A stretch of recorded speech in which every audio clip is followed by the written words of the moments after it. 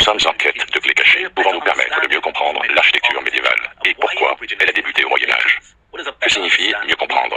Bien, cela n'a-t-il pas commencé avec deux Français? Monsieur Fulcanelli nous a dit que les cathédrales possédaient autrefois un mystère, et Monsieur Victor Hugo nous a dit que l'architecture classique, qui est apparue durant la Renaissance dans les années 1400 et qui a régné jusqu'au début du XIXe siècle, avait un programme fixé sur le remplacement et la destruction de l'architecture médiévale du Moyen-Âge. Ces deux Français suggèrent que l'architecture médiévale avait un secret que le contrôleur ne voulait pas que nous connaissions. Nous allons donc tester cette suggestion. Y a-t-il un secret perdu? Se pourrait-il que Fulcanelli ait raison? Les cathédrales possèdent-elles réellement un grand mystère, le maçon? Ceci représente les guildes de la période médiévale. Le tailleur de pierre médiéval n'était pas n'importe qui avec un maillet et une cisaille. Ils étaient des artisans hautement qualifiés, à la fois architectes, ingénieurs, bâtisseurs, artistes et visionnaires, avec une audace et un courage sans pareil. Le système des tailleurs de pierre médiévaux consistait en une hiérarchie de 3 classes: apprentis, compagnons de route et maîtres maçons. La signature des maçons sur la pierre.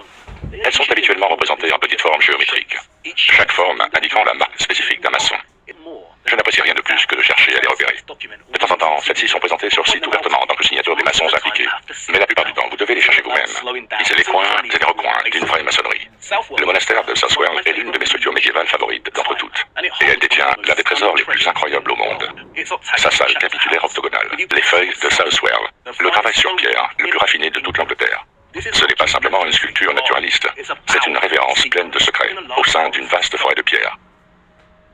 Les feuilles, les fruits, les fleurs, accompagnés de meutes de chiens se chamaillant. Des oiseaux perchés, et pas de simples feuilles, mais des boutons d'or. Des feuilles d'érable, d'absinthe, de vigne, de chêne, d'aubépine, de lierre, une rose, fleur dans le mur fissuré. Regardez les sublimes arches et capitoles. Chaque élément de pierre est un seul bloc, et les maçons ont sculpté ces feuilles à partir de celui-ci, en évidant d'une certaine manière l'espace arrière. Regardez le plafond constellé et sa pièce centrale. Et à chaque fois que l'on vient, on découvre quelque chose de nouveau. C'est plein de surprises cachées. Par exemple, ce chapiteau a un secret. Vous devez vous asseoir et lever le regard pour le repérer. Qu'y a-t-il au-dessus, derrière les feuilles, dans ce chapiteau? Deux petits cochons de pierre qui se cachent et broutent. Ce n'est pas juste ça, le Southwell. Une attention aux détails naturalistes se retrouve dans tout le travail de pierre médiévale et gothique. On le voit même honoré dans les œuvres de Renaissance. Regardez, des papillons posés sur une feuille, des abeilles bourdonnant et des perroquets faisant leur nid dans le feuillage. Il y a toujours une surprise qui attend d'être découverte. Vous voyez cette petite pépite de pierre ici? C'est une petite souris. Et que nous dit cette révérence au monde de la nature? Et saviez-vous que beaucoup, pas toutes, mais beaucoup de cathédrales, de monastères, d'abbayes, d'églises sont alignés de façon cardinale, surtout en Angleterre. Le chœur est habituellement aligné vers l'est et la nef vers l'ouest. Mais pourquoi? Je vais essayer de raconter l'histoire du gothique, avec une attention particulière sur le Royaume-Uni et l'Europe par extension. Mais en fait non, ça ne le fait pas. Gothique n'est pas le mot juste. L'architecture gothique émergea au XIIe siècle et se termina au XVIe siècle. Notre enquête transcende cette période. Je vais aussi explorer ce qui existait avant. Ok, que dites-vous de ceci? Je vais essayer de raconter l'histoire de l'architecture médiévale et du Moyen-Âge avec un prisme sur l'Europe. Comme vous allez le voir, l'architecture médiévale transcende le Moyen-Âge. Nous nous intéresserons également à la fois à l'Antiquité, la période précédant le Moyen-Âge, et la modernité, la période lui succédant.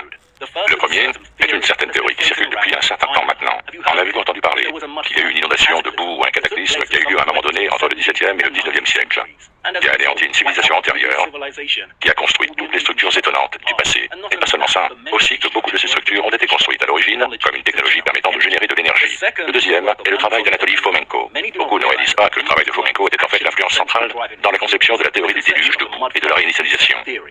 Nous explorerons dans le détail Fomenko plus tard.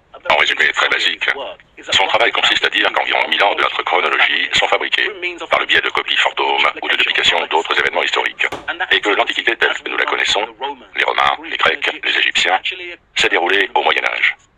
Le travail de Fomenko est fascinant et vaut la peine d'être lu, même si vous n'êtes pas d'accord. Comme vous le verrez, je suis à la fois en accord et en désaccord avec lui sur de nombreux points. À travers tout cela, je proposerai une poignée d'arguments de mon côté, concernant le Moyen-Âge et l'architecture médiévale, sur des sujets d'envergure tels que la technologie, la fabrication historique, la théologie et la spiritualité, les politiques économiques et sociales. Il est utile de souligner maintenant quelques questions centrales et primordiales que j'ai l'intention de poser et d'étudier.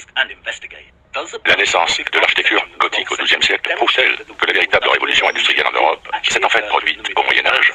Est-ce que la révolution industrielle, qui s'est déroulée en Angleterre entre 1760 et 1820, n'était en fait pas du tout une révolution industrielle, mais une extension impliquée d'une technologie préexistante? formulée dans l'objectif de déstabiliser l'Europe et d'établir la globalisation, et par extension, le globalisme. Y a-t-il eu une tentative d'entreprendre la globalisation durant le XIVe siècle qui échoua et qui résulta en une fin catastrophique du Moyen-Âge? Si c'est le cas, d'où vient l'échec?